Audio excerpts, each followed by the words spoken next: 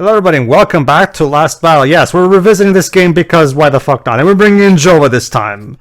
Anyway, go ahead Jova, read the story. Go ahead Jova. All is not well with the world. A great war has devastated the land and a nefarious power has established an empire where the good people were treated like slaves. But there was hope. The mighty Aarzack and his two companions, Alyssa and Max, banded together to reclaim their homeland. Using the secret martial art of Jet Kwon Do, Aarzack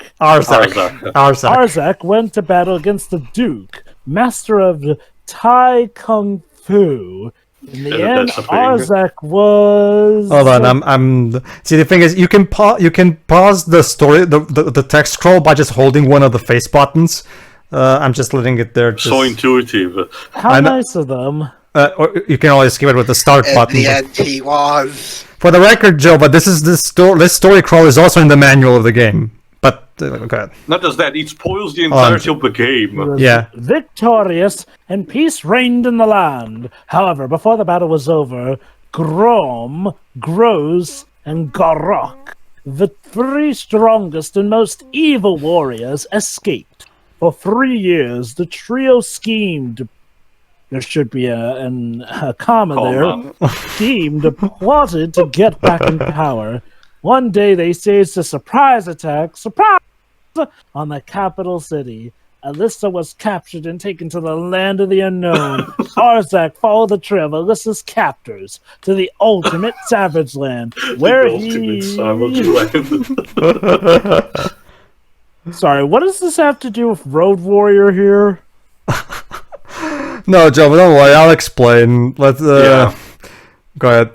Where he prepared to fight the three seemingly invincible foes. After a fierce battle, Aarzack was able to defeat Grom. However, in the midst of the fighting, Alyssa was taken by his captors to another location. While Princess is in another castle. In his quest to find Alyssa, Aarzack met his brother Gross. Some time ago, Gross lost his memory, and as a result, he turned to a life of violence. To save Alyssa, Aarzack was forced to fight his brother. Luckily, good triumphed over evil, and Aarzack was able to restore Gross's memory. However, there was one last battle yet to be fought. Garok, the most powerful enemy, had to be defeated. There is a secret to defeating Garok, which is contained in the sealed legacy of the creator of Jet Kwon Do. After much fault, Aarzack was able to break the seal and learn how to defeat Garok. Even with this knowledge, the fighting continued for days. Yet in the beginning. Is there any point playing the game now? I know the story. Wait, no, Dribs. Maybe this is just the prologue to the actual. No, this is literally them explaining what the story of the game is to Jova. I haven't even played the game yet. Yet in the end, Aarzack prevailed and Alyssa was rescued. And so goes the legend of Aarzack, the last hero. Wait. I thought the game was called Last Battle. Why are you all of a sudden emphasizing Last Hero? I don't know, Jova. It'd be like if, hey Pedro, could you imagine if the first Star Wars movie did this? Yeah, we already did that joke in the original playthrough. How about the Turkish Star Wars? Legend of the Final Hero. Why wasn't this the title? Wait. I thought this game was called Last Battle. There you go. Oh, there it is. There you go. Okay, why is this game having trouble coming up with a title? Hey Pedro, think about it. You know, it's like since Last Battle was kind of like a rehash of older stories like that. Wait. Why don't I rehash the joke? Yeah. Go ahead, Jova. What is it? Yes, Jova. Very good. Wait. Hold on, but this game's called Last Battle. Allow me to explain, Jova. You see, Jova. Basically, this back in Japan. This was a Fist of the North Star game, like you were already about to guess. However, Sega didn't have the Western rights to they didn't have the right to publish with that license in Japan, not in the West. Though that would cost more money to also do it in the West. So Sega was like, you know what, fuck it. Nobody in the West knows about Fist of the North Star. So let's just completely rename it and completely rewrite the storyline to make it its own original crap. Go ahead, Joe. All right, Joe. Okay, you'll be Aarzack and Joe will be Max. Go ahead, Joe. I thought Dweebs was Aarzack. No, actually, Dweebs, you can be Max. Go ahead. I wanted you to meet Alyssa. Now you have the look of a hero. Don't worry, Jova. You'll be Alyssa. Don't worry. Alright, and guess what, Jova? Now we have the incredible Hulk Hogan! Oh my god, that is literally Hulk Hogan. Just Now, folks, like the Hulk. if I had to explain, just keep in mind that this is basically an adaptation of one of the major Series story 2. arcs of Series of, 2. Yeah, Series 2 of Kenshiro. So if I went to explain every single name difference and plot elements, we will be here all day. I know that this is still a long playthrough, but again, it will be really complicated. Just bear in mind that the plot is roughly the same and the names are changed for the most part. You are already dead. Basically, No need. yeah. But unfortunately, we can't show the red color because that's associated with blood, so we have to turn the explosion into yellow. You know. I love how the travel through war map, it's like if Aarzack is a piece on a chessboard. But yeah, last battle, cause sorry Jova, this is not Fist of the North Star, this is last battle, and this is not Kenshiro, it's Aarzack. So yeah. Last battle is a side-scrolling beat-em-up, if you can call it that, but it's, as you can see, Jova, this is one of the launch games for the Mega Drive, for the record, Jova. Back in 1989. Wow. 3 years before Sonic 1. And yeah, as you can see, it's not exactly a very elaborate game design-wise. It's very by the numbers. It still feels very NES-ish in terms of how it's designed. You can tell this is an early 16-bit game. It looks like a game where you can literally win just by using the boot each time. Joe, you can be this guy. Go ahead. What's the matter? Okay, you don't have to scream, Aarzack. Come on, go ahead, Jova. I want to become a hero. Oh, Sure. that's nice, but you'll never. Okay. That's it. That's it. He won't appear in the game again, so it doesn't matter. Let's move on. It's like the interview with Ninja Fury All right, about the DMC Dwebs, Devil May Cry. you were Louisa in the original run. Go ahead and reprise your role. Almost Shakespearean in a theme. Finally, the enemy has begun to move. Move Is that where? a good thing or a bad At thing? last, the time has come. Louisa, who's the enemy exactly? And The move offensive power is increased. Thanks for telling. What are you talking about? Thanks for telling us, Aarzack. Okay. So I'm honestly curious. Is there like, a fan sub of like, the original Fan translation. Japanese version? Someone on romhacking.net was working on it, but he the topic kinda lost track, and there haven't been any news on it in a long time. So it's kind of up in the air whether or not. See, the problem is this game is very obscure, even as far as Hokuto no Ken games go. So this game has never gotten a proper fan translation. So we have to do with what Sega gave us back in '89. I mean, so- let's be honest, Fist of the North Star itself is kind of obscure these days. I mean, don't get me wrong. Almost everyone and their mother knows the Omae wa mo shinderu line. Well, Jova, for America, for Europe, and especially my country, the series is extremely popular. The manga was localized entirely back in the day. Again, I think that most of the West was not getting. I don't know what kind of deals we're having between my country and Japan, but were having the super deluxe treatment when it came to translating manga and some early anime series. And Hokuto no Ken was one of those things. So, sorry, just give me a second. To the point where, for one of the later video games, I think it was like Ken's Rage 2 or the first one, my country got not an exclusive cover of a game, but one that was only exclusive to Japan. There you go, that Joe, the West go did not get. Aarzack, save the world! What do you think I'm doing? I'm the only one who can save this world. Anyway, I'm surprised. Strength has increased. I'm surprised that the title. I'm surprised the new title of this game didn't run into trouble with the estate of the author of the Chronicles of Narnia. And yeah, you can press start at the map screen to check your stats in case you want to check. Compared with the last battle is a very common term to give. And now we're finding Jabba the Hutt. Jabba the Hutt if he had legs, I guess. So, Pedro, is there any reason you're going all Ride to Hell Retribution and pretty much just using mainly the boot maneuver? Honestly, Jova, that's the thing, Jova. There's only 2 moves in this game: punch and kick. That's it. I don't think you even have special moves aside from the finishers at the end. So, okay. Does, the kick give you any advantage over the punch? Well, that's the thing, Jova. Like, sometimes, yes. Like, for example, destroying... Oof. There you go. Oof. That's the thing, Jova. The punch is just a straight punch. There's no angle to it.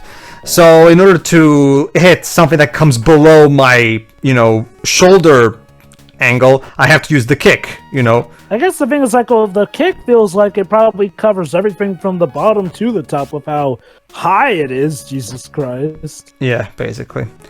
Okay. That's the basic gist of it, everybody. Last battle is like the way it is because Sega couldn't bother to pay the rights to localize the game with the proper license. So and keep in mind, it was still badly reviewed. Let me quote here: "Last battle was panned by critics and gamers like for its stiff controls, poor dialogue, and no continues." Megatech magazine said it was a failure on 2 counts. It never showed off any of the Mega Drive capabilities, or is an enjoyable game in its own right. Mega placed the game at number 2 in the list of 10 worst Mega Drive games of all time. yeah. By the way, too, could you tell me if at any point in the manga do random mooks fall from the sky? Yeah, well, kinda. It's more of a thing we're jumping off from the building, kind of like this one with a spear. So. Or come up from the ground, apparently. But that's the thing. As far as I can tell, for the way the game shows it, they look like they're just falling from the clouds. Artistic license, I guess. So, Pedro, if this game was received so badly, what are we doing here today looking at it? What is because of its... How did the Fist of the North Star IP eventually get around to the point where a game of it with that name came out in the West relatively recently?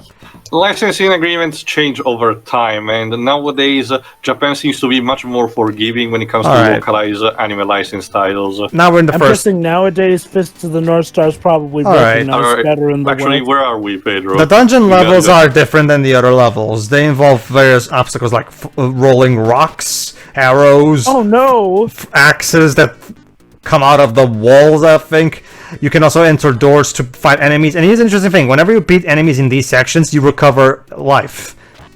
So, if you need to recover some life, there's your chance. I guess Kenshiro was sort of a bit of a psychic vampire? Jova, his name is Aarzack, so please get your names right. But even for the source material, Jova, yes, the Hokuto Shinken actually gave him some minor precognition. We can't use those names, Jova. We'll get sued by North Star Pictures. So, but yeah, again, I mean, regardless, despite the infamy that it has in terms of quality, performance, and not potentially being likable, Jump Force is still an accomplishment because it involves such a wide range of IPs that, like, something like 5 or 10 years ago, no one would have thought would be possible to actually arrive in the West. And it was first revealed at a Western event, the Microsoft conference at E3. So it was kind of unprecedented. It showcased both the responsible, let's say, Shonen Jump and companies like Namco Bandai has turned over the years. It got even to a point where, thanks to fan demand, Namco Bandai implemented an English dub in a game that didn't have even at launch. The My Hero Academia second fighting video game, forgot what it's called. My Hero's Great Justice 2, I think it's called. Again, things have turned around over the years, but back in the day, licensing an anime game was a complete nightmare, and this was the way we could go around. This is basically it. Like I said, I imagine that nowadays Fist of the North Star is probably recognized better in the West. It is. In general. Other than my country, yes. Yes.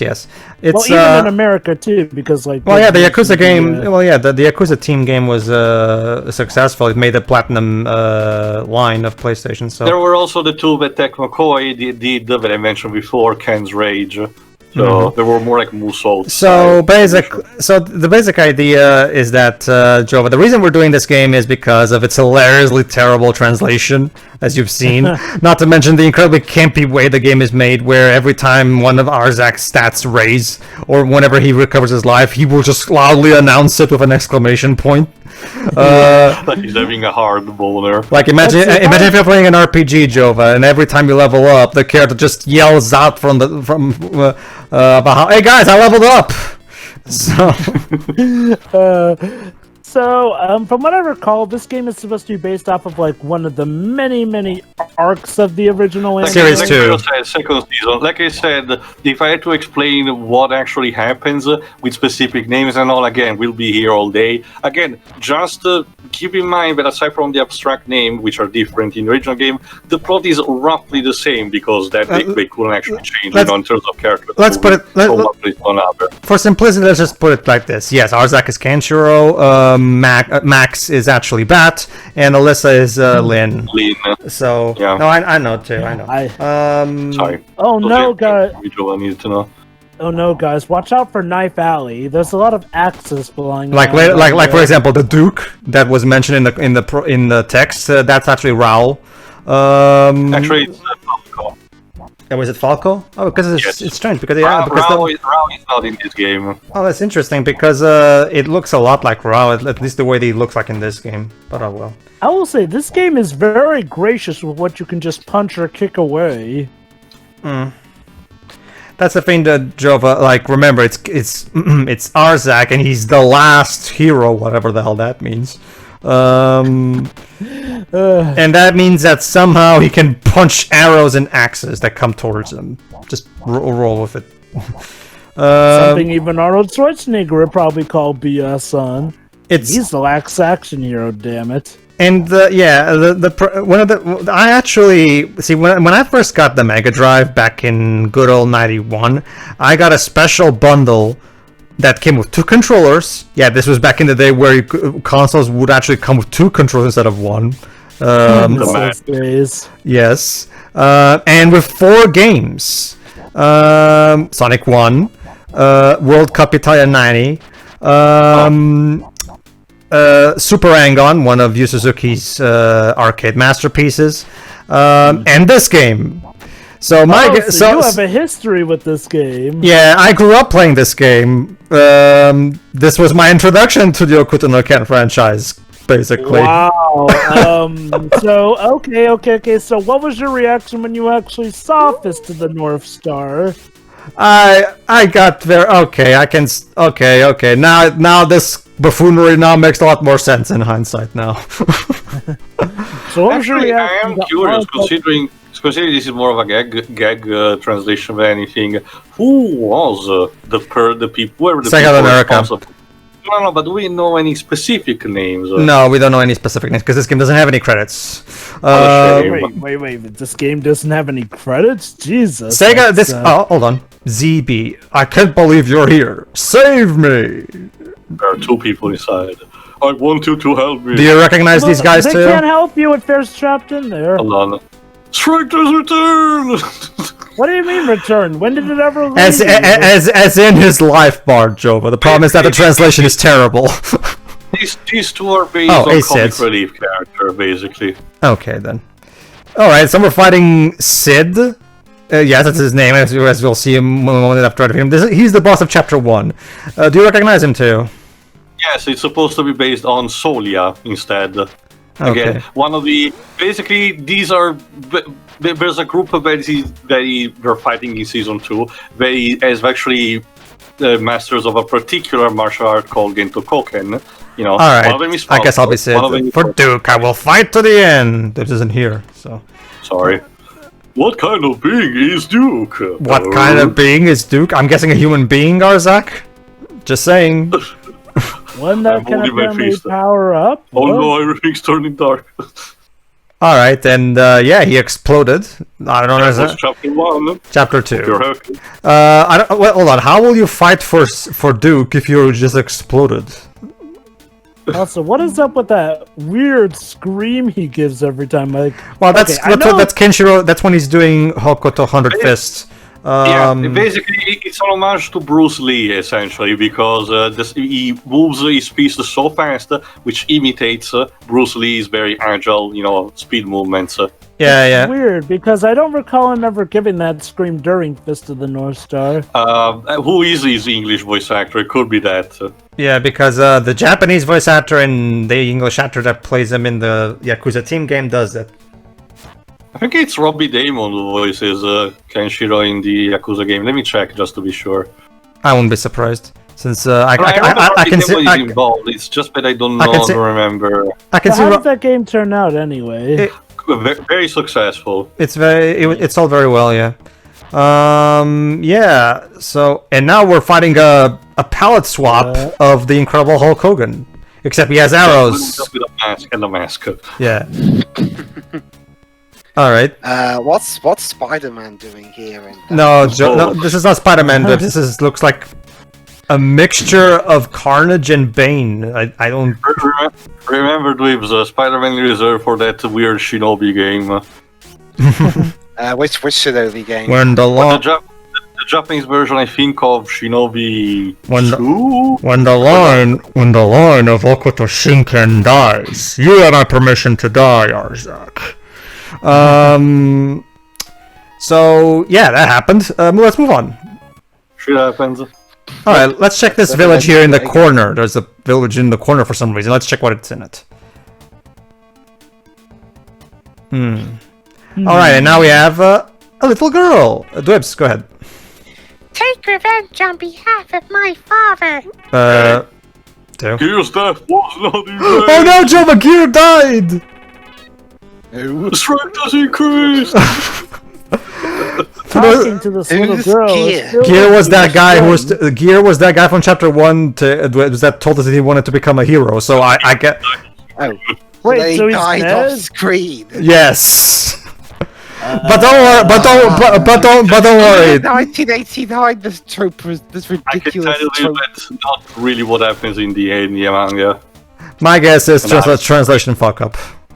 There you go. Confirm. Yeah, I can confirm. Robbie Damon was the voice of Kenshiro for the Yakuza game. All right. So when it comes to that game, was it basically a Fist of the North Star game done in the Yakuza style? Yes. Including the weirdest fuck minigame, whereas Kenshiro becoming a what's the name? Chiropractic, using his Hokuto no Shinken to actually heal. Touch. He can be a bartender if he wants. Yeah, I appreciate that. I just wish the game didn't constantly stop me mid-campaign to, force me into various tutorials for each little mini game that it has. It's kind of a staple, unfortunately, of the Yakuza franchise. So it's one of those cases for me where when I tried playing that game, because I was really enjoying the main story and the main gameplay a lot, actually. It's just that the pacing of that game is pretty bad. Let me explain. Okay, let me put it like this. Okay, Kisana is now finally ready to tell me where Yuria is. Tella knows what I'm talking about. So all I have to do is go back to my room and sleep, and Kisana will tell me in the morning. Okay, simple enough. But before I can get to my fucking room, the bartender comes up out of nowhere and forces me into this tutorial for the bartending minigame. So I have to do that. Then I continue back. Okay, okay, thanks game. You could have just allowed that tutorial to be optional and only happen if I go into the bar for myself, but whatever.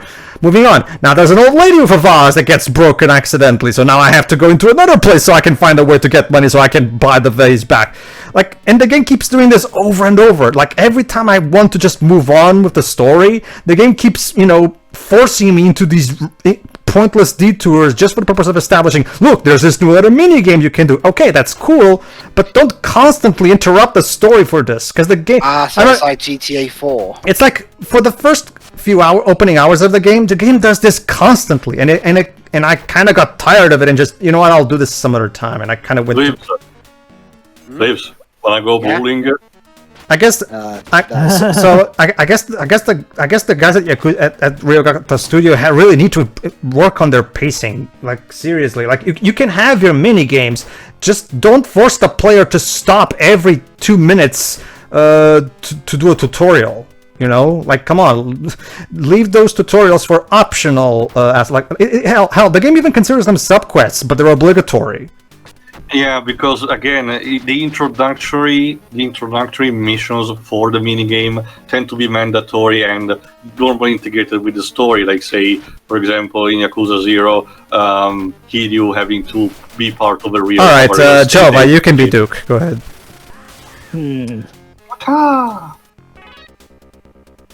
Why?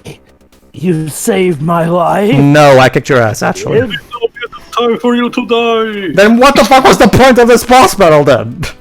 Your power is increased! To increase defensive power, of course. So he saved He's subtly telling that Aarzack he's getting a boner from these. So let me get this straight. So the Duke was spared by us punching. Okay, I'm gonna take a wild guess. I'm gonna try to decipher this monkey ass translation and see if tell me if I got it right too.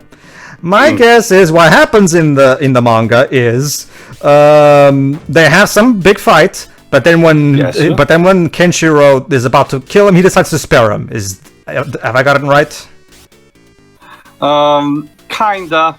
It's a bit complicated. Remember, this is the guy. In case you need to know, this you were mentioning Ra before. This is the guy that amputated Rao's leg. That's why he got the prosthetic. Later on. Although it's again, yes, he spares him. But basically. Then Falco, has like a change of heart, but then he has the kind of story arc where he sorta has the change of heart, but then dies as a sacrifice or so. Sure, sorta. That's common. No, for me, no, seriously. Okay, if that really is how all their games are, it's kind of frustrating for me because I love the writing in their games. I love the combat gameplay. It's just that goddamn pacing that really sours the experience for me. Like, I can tell you this for Yakuza game. It doesn't apply to every single mini game, and I'm thankful to that because there's a couple of ones where I'm really not good at, like Mahjong. Seriously, I have no idea how to play Mahjong, despite the tutorials and everything. I'm grateful for that. It's just that, like, it's in the Fist of the North Star game. It's all of them. Like it happens like every 5 minutes, and I just want to move on with the story. And I kind of wish. Okay, let me put it this way: instead of having the bartender come out of nowhere and force me into that tutorial with the bartending minigame, why not only trigger that if I go into the bar willingly? That would work a lot better. But no, like the game is like, for example. After I'm guessing too. Like after we saved Yagre from his impossibility of going insane. Okay, now we go back to Eden. Okay, simple enough. Let's drive there. Then all of a sudden, Yagre. Oh, by the way, can we stop by this point so I can check this guy who's supposed to be watching? And then it's basically just an excuse to teach me about the baseball mini game, and. And the game. Okay, so I do that. Then I get to Eden, and then of course, those bits of bartending and phase that I already mentioned. Again, it's this constant thing. Every 5 minutes, the game interrupts the main story progression for a mini game tutorial. I'm guessing it eventually stops. Hopefully. Yeah, it does. But those opening hours are a slog to go through because of it. I guess about the more recent game. I guess I just have to, bear with it. It's just that it's so difficult, because I just want to move on with the main story. Like I can sort of get the mentality, they want to showcase all these side quests here. Not even so much the side quests, but all this side stuff that you can do, so that you'll know that it's there and whatnot, and that they want to maybe give you a feel of each one to know how much fun you get. But from what I understand, the issue is like it sort of gets in the way of a rather a big cliffhanger plot-wise.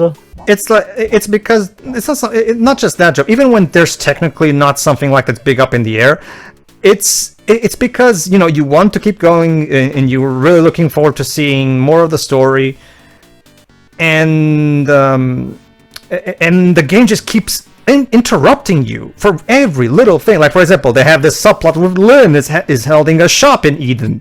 I mean, and Lynn, at least as far as I can tell so far, doesn't really have anything to do with the plot. She's just there for cameo fan service purposes.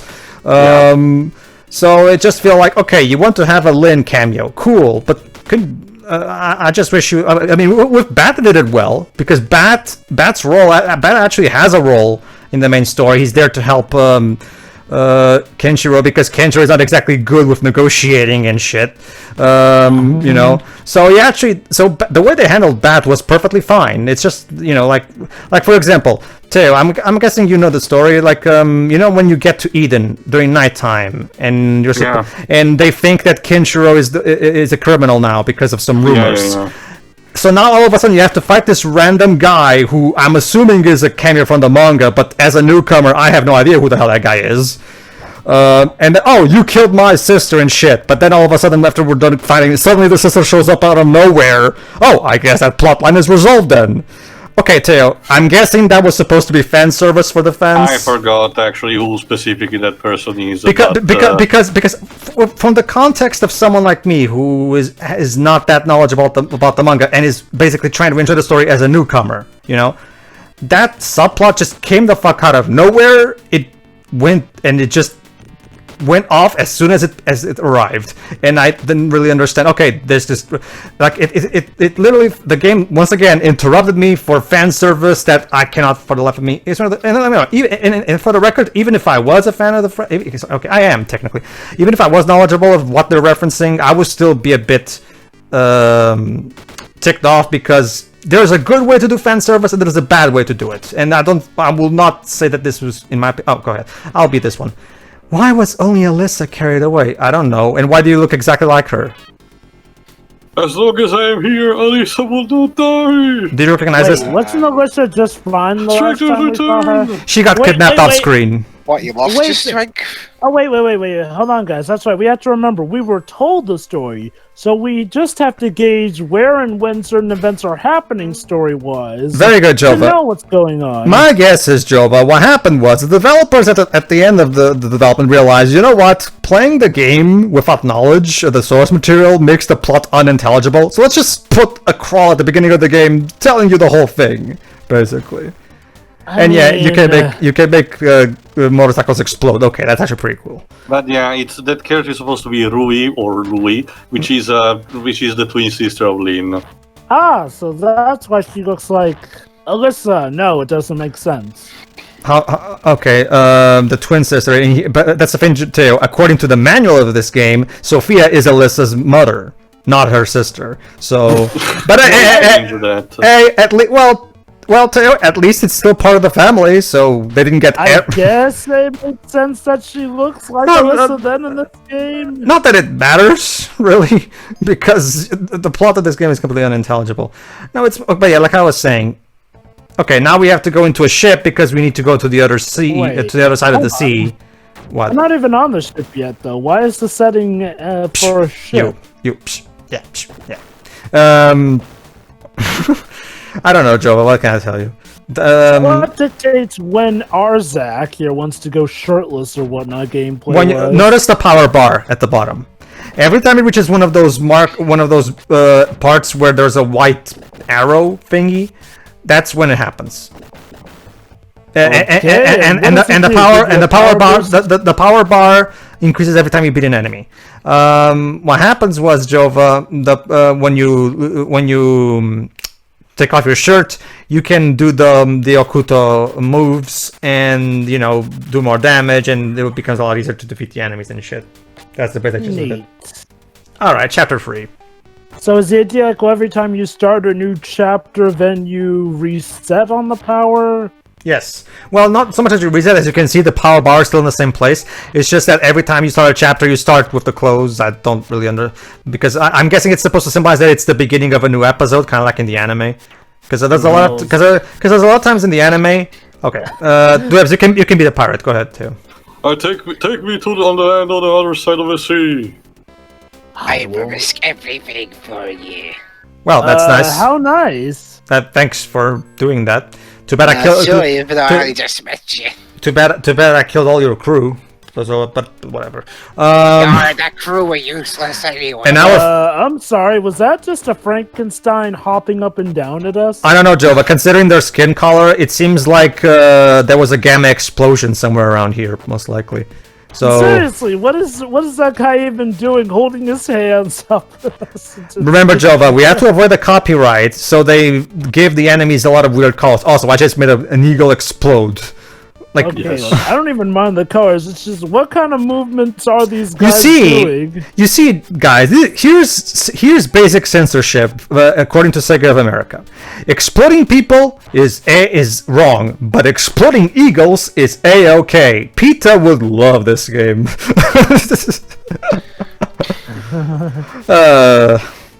Seriously, what are those guys doing? Like hoppity hop, skippity skip, hippity hoppity. Your face will be my property. Teo, do you recognize these books? They're the pirates are supposed to be. Okay, so do the pirates act all flamboyant with that jump and hoppity skip movement? Kinda. Well, points for accuracy, I guess. I guess. Okay. So what's their technique to like hold the hands up like that'll stop? Jazz hands, jazz hands, of course. All right. Let's continue. I guess. Seriously, they look like Vega and Frankenstein decided to go to Vegas. I don't know. The knife pirate reminds me more of Jason Voorhees. Okay, so Jason Voorhees and Frankenstein went to Vegas. Yeah, that makes more sense. It's just like that panel with the whole. I also love. And we're gonna beat you up. Oh yeah.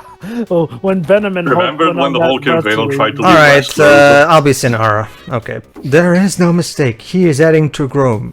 Who is E? Grom? I'll hurry back to Grom. Yay. The physical power has increased. Nice. Aarzack, you need to stop telling the ladies when your power is increasing. So, what's up with that alternate route over there? Alright, Teo, this boss has no dialogue, so we're gonna need you to explain to us who the hell this guy is. Oh, I don't remember him. Again, you have to remember, much like the first time, it's been a long time since I watched and read the anime and read the manga, so again, my memory also is a bit fuzzy on this. Okay. It's like Fist of the North Star Fears. It's like Fist of the North Star in like your top 10 anime or something. I really enjoyed it, and I saw it when I was... Oh, crap. Remember, Joe, I forgot if I mentioned, but one Let of me the explain that, things, though. If you hit his blue cape, whenever he's using it, it creates a clone. The capote. There you go. I saw actually Kenshiro making the head of someone explode when I was free. Oh, that I turned out fine, hopefully. But yeah, it is one of the first animes I ever saw, so yeah, it is treasure, but not like, super attached to at the very end. I have a more nostalgic connection to stuff like Digimon or one anime that America never got, which is called Pollon, which is about the daughter of the god Apollo having to do good deeds in order to become proper goddess of Olympus. It's very cute, and it tells about Greek mythos, like King Midas, for example, just in its own weird way. But anyway, I think this is one of those games where whenever you go to a level, you have to go back through it just to progress back. it's because of the way the map screen works, basically. But yeah, I love the translation of this game. When we meet Louisa, she's all like, finally, the enemy has begun to move. Okay, who's the enemy and move where, woman? Like, it's just... And now we have Sinara going, there is no mistake, he is heading to Grom. The plot is completely unintelligible. Just based on the way, like, you can tell that this game was translated by Japanese people who didn't know English. It's a zeroing type of translation. So, alright, well, okay, at least, well, whatever, moving on. At least Jason had decided to change color scheme. Also, this music is generic beyond belief. Yeah, the music seriously. in this game is Oh, hi, something. Duke. Go ahead, Jova. I am sorry, I couldn't save Alyssa. What? Duke, what a hero you are! Hero, he said he couldn't Okay, yeah, kick him. Strength is increased! Yeah, kick him while he's down, why don't you, Aarzack? Like, okay, okay, Teo. Just die. Okay, Teo, yet another time of me trying to hopelessly decipher the mangled English here. I'm guessing maybe what happens is that after Aarzack spares this guy, he becomes his ally and fails at saving Lin. Maybe like I said, despite being saved, he tries to save Lin, and Ian Kenshiro manages to successfully defeat the enemy, which is called the nameless Shura. but Falco dies in the process from his wounds. Too bad. So I guess this was him dying then. Yeah, since that he was his pretty heroic wounded. sacrifice. This game is your nightmare, Dwebs. People dying off screen, people getting kidnapped off screen. And you need to read the source material to understand stuff. You read the source material before you even play the game because it's literally pelted to you. Yeah, because that's the mark of a good. Honestly, even if you read the manga, the way the names are scrambled together for the new characters, if you like you said, if it's like me, that it's been a while since I watched it, it is also hard to remember completely 100% associate one to one. I can guess. Let me actually check instead something else since you mentioned before. Who was the composer for this? Good luck, Teo, because it's not listed here. Good luck, Teo. It's easier to find information on the people that made this game. It's harder. Like it's easier to find a needle in a haystack than finding information about the people that made this game. I have yet to do so. It's clear that the people. It feels like the people. I don't know if the Japanese version has credits. It feels like a money laundering scheme that nobody wants to be caught for. Probably, because my guess is the entire team realized they made a crappy game, so they took off. All of them took their names off of it and just put at the end. Don't worry, nobody. It's the 80s. Nobody cares who makes video games yet. So. Oh boy. Again, this game is there you go. It's generic. Okay, but to get a bit more serious on speaking of the game, the gameplay is primary thing. It's functional. The game is not broken or anything. It's perfectly functional. It's just hopelessly generic. Like seriously, I thought you were gonna say bare bones with the gameplay because literally just a bunch of not just that, Jova, one thing that you can imagine also was censored was instead the blood and gore stuff, because if there's one thing that Fist of the North Star is famous of, it's Kenshiro popping the bodies of his enemies like they're balloons, and there's blood everywhere. So I'm still waiting for George Miller to make a live-action movie of that, because that's way too much. Come on, Warner Bros. Get the rights. You could get the rights to Legends of the Guardians, the House of Gahul. It wouldn't be too hard to get ones for Kenshiro. Oh yeah, because that movie was such a hoot. You're gonna run with that gag forever, Jova, don't you? Jova, that's a gag even I wouldn't do. Hey, look, it's a gag. Actually, no, I did do it. Shit. It's a gag for a very, very, very unmemorable movie. So needs all it could get. So basically, you're a criminal, telling off a criminal for doing the exact same crime you made. Yeah. What was that line from Yuga Breach?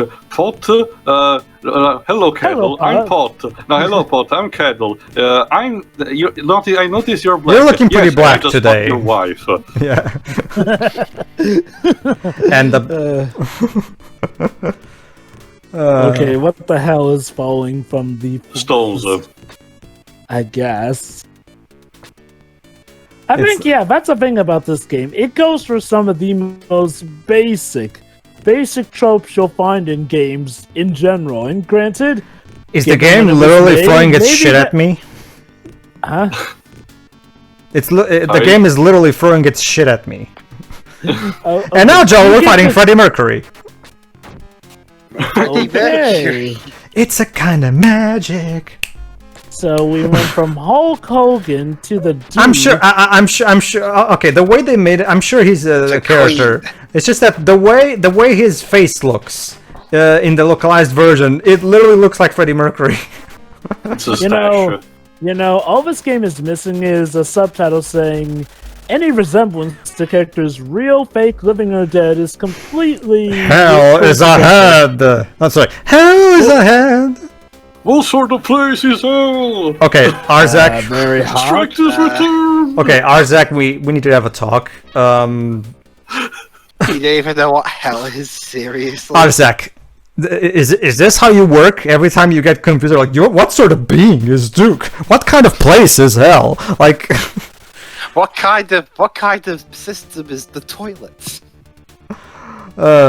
We'd probably be doing it somewhere. It's the translation. Like the reason this game always stuck with me despite its genericness, is the translation. Just because the as you can see, the English translators really got creative.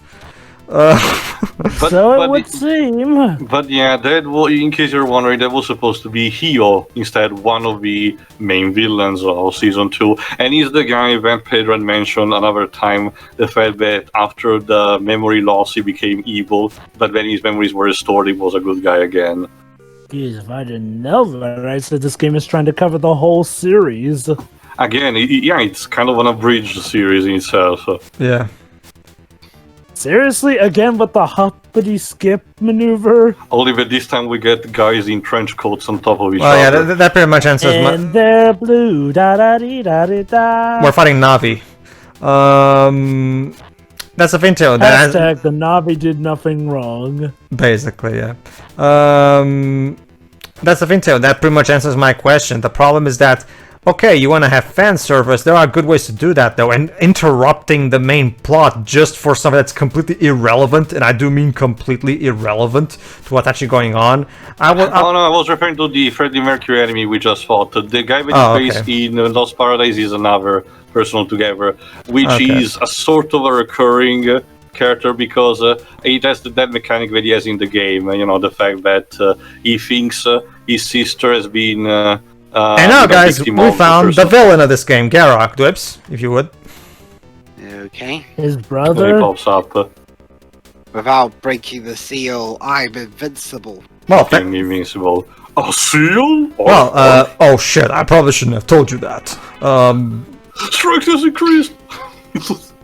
Please stop yelling in my face. I can hear you. And then, to answer your question, Gemini, we're about to fight Gross, aka Aarzack's brother. In a moment, because as we all know, the best cure for amnesia is to just beat the crap out of the amnesiac. You know, yeah, that's it's the therapy of the sensory. I also really love one particular bit of the narration at the beginning that always stuck with me is the bit about Gross. Gross lost his memory and turned to a life of violence because, as we all know, the first thing when you do when you lose your memory, you're like, I don't remember who I am. I guess I'll just turn to a life of violence. Like, let's see, I forgot who I am. Well, in that case, I'm just gonna go rob a bank and assault. Holy crap! I mean, why not? Holy crap, guys! The mooks this time actually have a normal skin color, aside from the ones that had the black color earlier. But you know, like, it's rare to see mooks with, you know, proper human skin colors in this game. Seriously. You think that the Fist of the North Star was descended from the world of Doug? If all the yeah, basically. Everyone looks. And here's Gross. He's supposed to be Hio, sorry. Yeah, and the one before was Han. And he looks like Mel Gibson from Braveheart. Like, actually, I was gonna say he looks a bit like Mad Max, but yeah. Well, that's the thing, Joe. But remember, okay, I don't remember if there was any kind of inspiration on part of who created Fist of the North Star, but there's a lot of common elements between Fist of the North Star and Mad Max. That's one of the big reasons why I want George Miller to make a movie. He's literally the perfect director for it. He's already made Fist of the North Star movies. He just doesn't know it. That's the thing. Because Fist of the North Star feels exactly like what if George Miller made an anime, and that would be the anime he would make. That's the thing. That's the interesting part. Remind me, do we know if which came first? Was it Fist of the North Star or I think Mad Max came first? Mad Max and Mad Max is 1979. and Tetsuo Hara. Oh, hold on. My memory has returned. My brother. What a touching reunion, isn't it? The power has increased. That's very nice, Aarzack. But yes, Pedro, Tetsuo Hara, the creator of the manga, did say that he was inspired by three things. Bruce Lee's martial art, which why the scream, Mad Max for the film series, and the one of the major series of legendary creator Go Nagai, Violence Jack. Okay, that's why I keep saying, you know, like, if there ever was a perfect scenario for an American, a Western director to make an adaptation of an anime, it's George Miller making this. It's literally the 7 stars of Hokuto Shiken aligned, and yet for some reason we haven't gotten that. It's literally, it's so frustrating how we'll never get that. All right, another brown because doing with the hoppity skippity enemies sometimes. No, sometimes it's just like, it's because Jova, like, as you can probably guess, Jova, this game is not exactly thrilling to play. Yeah, you can definitely see that. What are you saying? I'm totally on the edge of my seat, y'all. Like, it's just because so exciting. The gameplay is way too simplistic. Like, you just punch and kick. That's all, and it gets old fast. Yeah. I mean, hey, it's not like those guys can really do much outside of touch damage to you. I mean, Double Dragon was on the NES, and okay, go ahead, Teo. Sorry. Oh, it's me still? Sorry. No, it's Rob. You can be Rob. You could now solve the secret of the seal. Are you talking to me, Aarzack, or to Rob? Whatever. Alright, so here's what they're trying to get across plot-wise. like Garak told us, he cannot be beaten because there's some kind of seal making him invincible. Teo, is that how it is in the manga as well? Kinda. It's more the fact that he was just that powerful. Okay then. Well, in here they try to explain his power by saying that there's some kind of magic seal that never actually gets properly explained. So they came up with a MacGuffin, but didn't bother to actually tie it into the story. But anyway, so the idea is that we're going through this dungeon level, and at the end of this dungeon is the seal, and we need to quote-unquote solve it. Just wait till you see how we solve it exactly. Alright, let's go. Final dungeon level. Oh, this is the final dungeon. Well, we're actually almost done, Jova.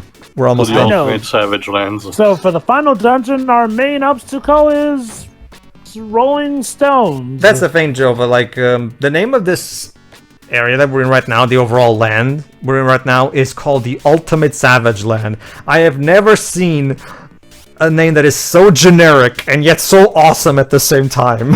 Again, it is something that the Ultimate Warrior comic would have thrown out. Yeah, probably. Oh god. Yeah, this the Terreno Testament. This secret it takes place in the Terreno Testament. Speaking of that, I actually watched a little bit of the feud that actually of a WWF storyline that actually centered around that comic. Oh, they actually did one. Basically, Jerry Lawler, who was the commentator in character at least, was rather taken aback at the Warrior that he didn't get Jerry Lawler to do the artwork for the comics, as Lawler is actually a talented artist IRL. So what Lawler did in a quote-unquote peace offering was paint a picture of the Warrior and try and give him it. The Warrior ran out wearing a baseball cap and just insulted Jerry Lawler, and Lawler whacked him in the back with the picture. That's cool. But you think that 1996, but you think that's rich, Jova? Wait till I tell you. According to the manual, to the U.S. manual, by the way, some of the names of these levels. We have First Gate, then we have, and then we have the next level called Second Gate. Then the next level is called Third Gate. Is anybody starting to see a pattern here? Yes. There's also other planes, just planes. There's planes 2. Yeah, you're starting to see where I'm going with this. Like, they couldn't be bothered to come up with proper names for these things, so fuck it, let's reuse the names and with a number. Like. So what is this, Dungeon 6? This game doesn't even feel like it was made by human beings. It feels like it was made by a computer. With Mad Libs. Yeah, the translation kind of feels it's done by Mad Libs. And yeah, but the most interesting thing about it, Joe, is that as me and Tara have already concluded, this apparently was translated by unknown people that will never be named because there is zero knowledge of who localized this game. Well, we know it was Can SEGA you of imagine if America. it was one of the early works of someone like Ted Woolsey? We know it was SEGA of America. We know that at least. It's just that remember this was early SEGA of America. Before Madeline Schroeder and Tom Kalinske were even there, so probably was localized by Japanese people, and again, there's no credits. So whoever's responsible for this disappeared off the face of the earth. And oh, hi, the Venus de Milo for some what? Purple Is it Venus a de Milo. bot? And it turns into the Washington Monument. What? You can now try to. try to solve the secret of the seal. At long last, the seal is come to light. It has. Just trust me. Strength has returned. Okay. So let me recap. We found the Venus de Milo, and apparently that's the seal. When we get close to it, it turns into the Washington Monument, and To be fair, obelisks were kind of like a common effigy in a lot of ancient world.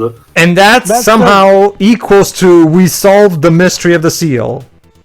Even though the dialogue said we could try to solve it, but okay. Whatever. So It's, I guess we solved it. I have good news though. The game is almost over. Whatever. The game is almost over. Just roll with it. Seriously. You can also tell by the fact that enemies are swarming you constantly. When me and my brother grew up. Definitely be best classified as an anomaly. Like it doesn't let's make get any this. sense. There is a secret in the West Mausoleum. We know You this cannot already. solve the secret. We know. We already know. Game, we have to have gone there anyway, so you don't have a change in dialogue from when you That's the come thing. back to the guy. That's the interesting thing, Jova. Most of the time, this game will after we're done doing something that an NPC has informed us, that NPC will disappear and the level will just end. But for Rob, for some reason, they didn't do that. I guess they forgot. They were just tired since it was near the end of the game. You know what? Fuck it. Fuck it. Nobody's gonna play this game anyway. Nobody will notice. Like, I love how you read the dive kick makes you just a tad faster to move. all right, now here's our final boss battle against Garrock. Of course, these it's are at a more- volcano. Oh, Yes. that looks easy, and there we go. We're done. Go on. Oh, never How is mind. this? He has two It's forms. red. He has two forms. Is this also something that he does too? Kinda, because it has like this battle aura. And remember, he's technically kind of like the final boss of the entire franchise, at least on the major villain of the franchise. So yeah, I guess we're pretty much playing. We're just about done playing through an adaptation of the whole series. we found the enemy, Jova. His name is Garrock, and we must beat him because The ultimate Savage Lands needs a hero. not just that too, but according to the opening narration, he turns people into slaves. So then that's no good. So we have to. So he has to die. Oh yeah, I remember the Sonic says about slavery. It was my favorite. Right next to the one where Sonic. Hold on. This was the. Sorry to go ahead, Dibs. This is the place where I want to die. Farewell, Aarzack. And he kills himself. Oop. What? Jesus. And that's it. Oh. The game doesn't even end. It just kind of stops. With Aarzack riding into the Did he get sun. an epilogue? Does he have a horse in the manga as well? Yes. Because usually I see him, just walking around the desert alone. So No, sometimes he has a horse. all right, there's one more plot point to establish, believe it or not, Jova. All right, I guess I'll be the narrator. What's the plot point? The end. You'll see, Dibs. Anytime. Max, as Alyssa loves you. Wait, Max. I love you. Alyssa loved Max. You should live your lives together. Okay, you know what, game? I'll repeat my previous joke from the original playthrough game. You see, I'm kind of thinking by this point that's not important. Usually important plot points happen before the game is over.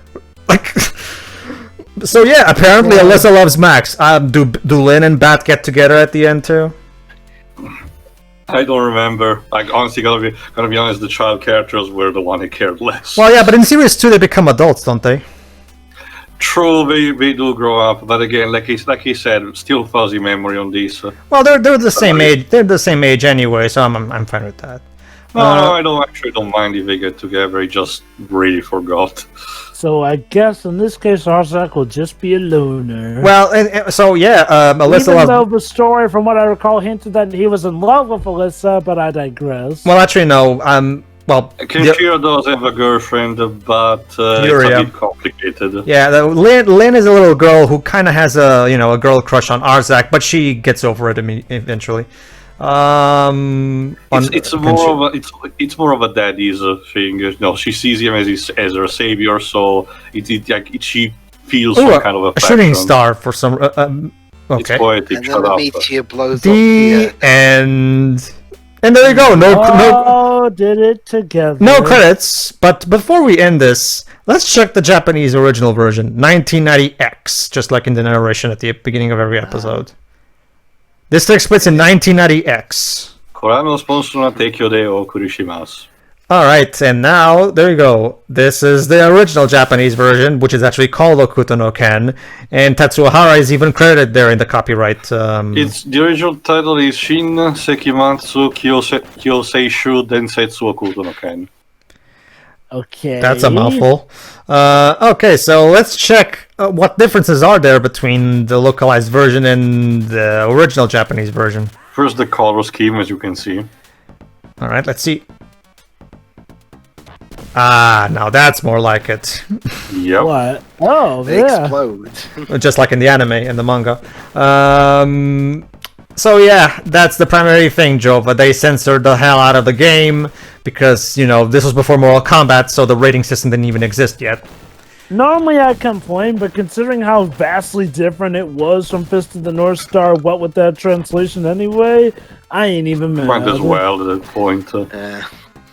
I guess these would have made the game a bit more fun, but I understand that they didn't want to take risks. That's the thing too. As you can see, they always explode the exact same way. So even this novelty runs off really fast anyway. Yeah, pretty much. And there you go. Now Bat is actually at the proper color.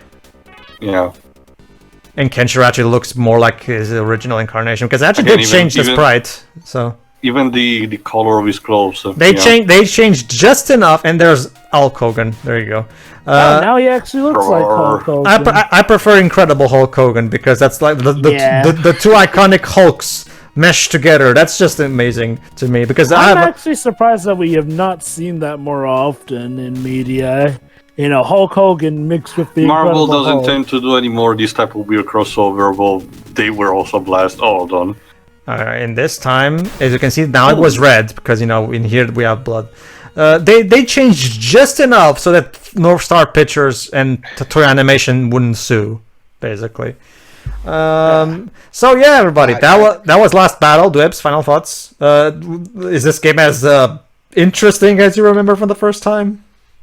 Yeah, it's certainly very baffling with the silly plot that kind of that spoils itself before the game even starts. Pretty much. The dull-looking gameplay, the dull-sounding music. That's the thing. Anything that's not associated with the story is just kind of there. But the story itself, especially for a Mega Drive game, is interesting to say the least. We're coupled with the most shouty protagonist that doesn't have a voice I've ever seen. Yeah. That's not Fist of the North Star. It's fine, I guess, but the primary novelty to this game, at least for me, because me and my brother grew up playing this, and we just loved making fun of the terrible translation. That's, to us, that was really the major appeal. That's the only real appeal this game has, is just making fun of the translation, really. I see you. See, all right, Jova, what are your thoughts on Last Battle? I have to say, in terms of translation, it is one of the most amazingly awful scripts that I've seen in a game, and that says quite a bit. It does so much with so little. As for the actual gameplay, it's pretty much like a fart in the wind, essentially, with the gameplay here and there. I mean, I get that it was like it was relatively a very early time for video games, but come on. Arcade games had more to do than, well, this game, essentially. Punch or kick, punch or kick. That said, in terms of the censorship, I'm not as bugged by it here because I guess it turns it from being a bloody venture into just a flamboyant swashbuckling venture instead. So yes, this was certainly a game. Not a bad game, and by God, if you're really someone who likes looking into bizarre points in video game history, this game is definitely up your alley. It is most certainly a game that exists, and a game that's average at best, but definitely meme-worthy. Mm-hmm. The sad thing about this game is that, again, the only appeal it may have is the translation making fun of, and even then you can only get so much mileage out of it because this doesn't please the fans in any way, shape, or form, and even then because of its incredible simplicity, it doesn't please anybody, period. It's really is a game that only did the bare minimum to not suck, and that's the best thing I can say about it. It doesn't suck, so there's that. But yeah, as you can see, everybody, this game is not really memorable or remarkable in any way, shape, or form. The fact that they took away its source material didn't really help. However, again, it is fun for a quick playthrough like we just did again, just for the purpose of, like, why not? Like, we revisited Beyond Two Souls, why not do a revisit of this? This is a quick thing to do anyway. And it's just fun to make fun of this in general. The point is, yeah, this game is fun. We're done with it, though. We're not gonna play this game ever again because I think we've squeezed as much out of this translation as much as we can by this point. So we're done. Teo, close us out. Sure. Honestly, it's pretty straightforward. The translation, the weird translation is a blast, but the gameplay is shallow enough to make this a potential slog to go through. So it's a one-trick pony, and that's for the Western audience.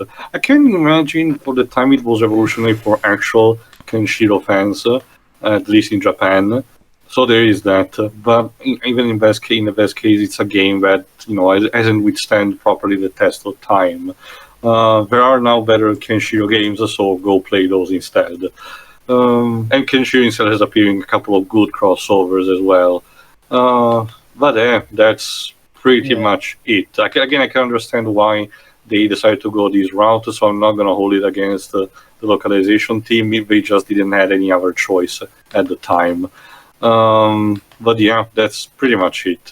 But okay, it reminded me of one thing. I gotta need to rewatch again the anime, or at least read the manga again, because it just proved that it's been a long while since I did that. Alright, so I guess we'll see you for another Kenshiro video game at some point, who knows, we'll see.